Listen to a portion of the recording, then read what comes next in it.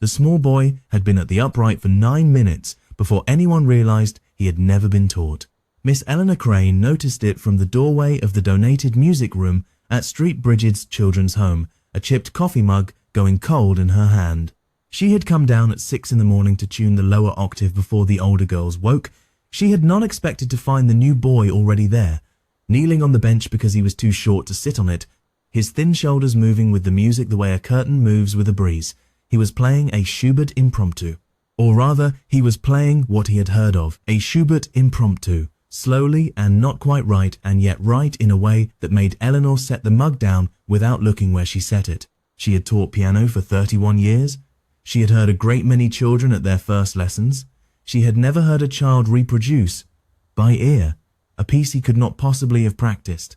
The boy did not see her. His head was turned slightly to the right, the way a bird turns toward a sound, and his small fingers were finding the next phrase the way a blind hand finds a doorframe in a dark room carefully, certainly. When the phrase resolved, he made a small sound in his throat, almost a laugh, as if he had recognized an old friend in a crowd.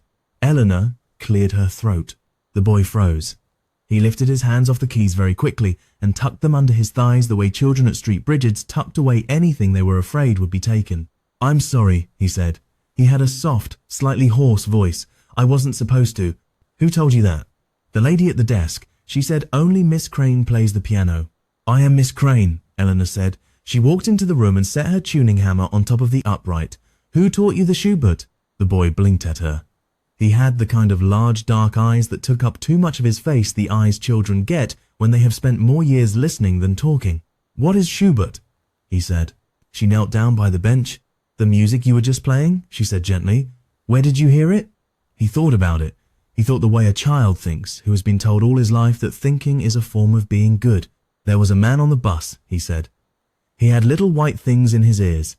The music came out a little bit. I heard it 3 times because the lights were red 3 times in a row." "That was yesterday?" "Yesterday." Eleanor put one hand on top of the piano because she needed something solid to put a hand on. "Sit back at the bench," she said. "I want to hear it again." He sat. He did not need to relearn anything. His small fingers went to the same keys and the impromptu came back as if it had only been waiting for permission. He played it through to the end of what he had heard, which was about 1.25 minutes, and then he stopped because the bus had pulled away from the third light and he had not been given any more. "What's your name?" Eleanor said. "Isn't. Wren? Just Wren?" "They couldn't find any other names for me," he said simply. They tried. She did not ask any more about that. The file would tell her, and the file would tell her the parts no one had told the child. What she asked instead was, "Wren, how old are you?" "I'm 8, he said. He held up 9 fingers. "Almost. Can you play me something else? Anything you've heard?" He played the slow theme from the cartoon they showed in the day room on Saturday mornings. He played a hymn he had heard through a church wall on a Sunday trip. He played, with absolute calm, the opening of a Chopin nocturne the night cleaner whistled while she mopped. He played a lullaby in a language Eleanor did not know, and when she asked where he had heard it, he said, "There's a woman in the kitchen who hums when she's sad." She told me it was the only thing she remembers of her mother. Eleanor was a hard woman. She made a small, soft sound now, very quietly. "Wren," she said, "will you come back this evening after supper? I would like to play with you. Not teach, play." He nodded. He had no idea what she meant by playing with him. He thought she meant a game. When he was gone, Eleanor sat on the bench he had vacated and looked at her hands as if they had betrayed her by being only good. Wren's file later that morning was short. He had been left at the home at 4 with a paper bag of clothes and no surname. The note, in a young woman's handwriting, said, "His name is Wren. He hears everything. I cannot give him what he needs. Please find someone who can. 4 foster placements in 4 years, each returned for the same vague reason. The boy is strange. He listens to things that are not there." Eleanor closed the file and walked back to the music room and stood at the upright a long time without touching it. That evening she sat beside him on the bench and put her hands on the keys and played, very slowly, a 4-bar phrase from a Brahms intermezzo. She played it once, she lifted her hands, he played it back, voicing intact. The inner alto line, the one most children cannot even hear, brought out delicately under his right thumb. She played him a phrase from a Bach prelude, he played it back. She played a thing she had improvised a moment before, a thing that existed nowhere, a small wandering line in F-sharp minor that she had pulled out of her chest the way one pulls a thread out of a coat. He played it back, and then, because the thread had been broken off, he finished it for her, a small turn up to A held suspension, a quiet release. Eleanor was crying very quietly. She did not let him see. "Ren," she said, "have you ever heard of a recital?" "No. It's when people sit in chairs and listen to one person make music. All of them at once? All of them at once." He thought about it. "Would they be quiet?" he said. "They would be very quiet." His eyes were enormous. "I would like that," he said. "I have never been listened to by a lot of people. Only by one or two, and only by accident."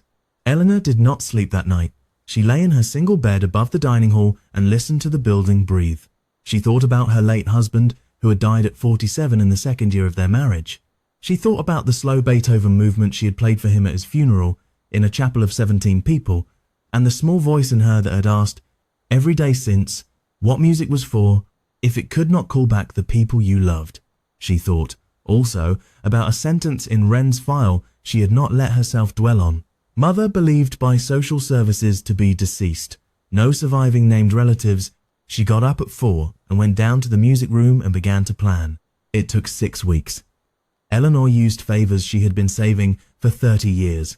She called an old student who ran the city's library concert series.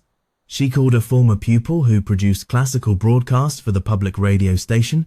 She called the conductor of the city youth orchestra who came to street Brigid's on a Tuesday and listened to Ren play, by ear, a Mendelssohn song without words he had been rehearsing with the orchestra that morning. The conductor said nothing for a long time. Then he stood and said, in the choked voice of a man watching something he could not explain, "Eleanor, we have to do this properly."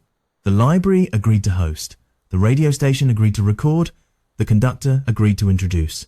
The home director agreed to let the boy be photographed for a poster, as long as the poster did not give his last name, because he did not have one.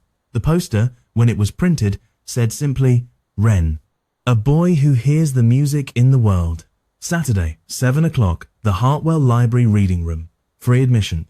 Donations to Street Brigade's Children's Home. The radio station played a short clip in their morning show in which the conductor described a small unnamed boy at a home who could play back any music he had heard.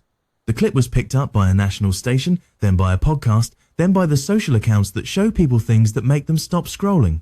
By Friday, the reading room had 400 seats and 700 requests. On Saturday at 7 o'clock, the room was so full that people sat on the carpeted floor between the chairs and stood 3 deep along the back wall. There were ushers. They had not been planning for ushers. The librarian who had agreed to host wore a panicked smile and kept counting heads with her fingers. Ren stood backstage in a borrowed white shirt and a navy pullover Eleanor had bought him. His shoes were polished. He was holding her hand. He was looking at the crowd through the seam in the curtain, very small against the size of what was happening. There are so many, he said. There are. Will they all be quiet? They have come because they want to be quiet for you. He thought about that. He nodded once, gravely, like a small man weighing a contract. The conductor walked out, said a few short sentences, and walked off. Eleanor walked Ren to the piano and helped him up onto the bench. He could not reach the pedals. It didn't matter, he had said. He didn't know what they were for yet. He sat in the white shirt and the navy pullover and looked out at the room. The room looked back at him. Then he closed his eyes the way a person closes their eyes to remember a face, and he began to play. He had told Eleanor in the dressing room what he wanted to play first, the song The Lady in the Kitchen Sings. It was a slow, simple lullaby in a minor mode, very few notes, with one phrase that turned upward in a way that made the air in the room change. He played it now to 700 strangers. He did not play it loudly. He did not embellish it. He played it the way the kitchen lady hummed it, as if it were the only thing left of someone he had loved. Halfway through, in the third row, a woman in a green coat lifted her hand to her mouth and did not put it down for a long time. He went from the lullaby into a Chopin nocturne, the one the night cleaner whistled. He played it cleanly and without showing off, the way an older man plays the things he loves. He went from Chopin into the slow theme of the Saturday morning cartoon, and a child near the front laughed in delight and then immediately covered her mouth, ashamed, and her mother pulled her closer and was smiling and crying at once. He played a Bach 2-part invention he had heard through Eleanor's flat door. He played the 4 bars of Brahms she had given him on the second night. He played, then, The little wandering line in F-sharp minor, she had improvised and finished it again, as he had finished it for her with the suspension and the release. Eleanor, standing in the wings, put her fist against her mouth. Then Wren did the thing nobody had asked him to do. He stopped, opened his eyes, looked out into the room, and said, in his soft hoarse voice that the microphone caught perfectly, "I'm going to play one I made." The room did not move. He closed his eyes again. He laid his hands on the keys and he played a piece that no one in the room had ever heard, because it had never existed until that moment. It was simple, the way a child's drawing is simple, 3 lines that turn out to mean a house, a sun, a person. It had a left-hand pattern like footsteps walking through a hallway. It had a melody in the right hand that wandered the way a small boy wanders looking for someone, hesitating at doorways, listening, going on. Halfway through, it slowed. The footsteps stopped.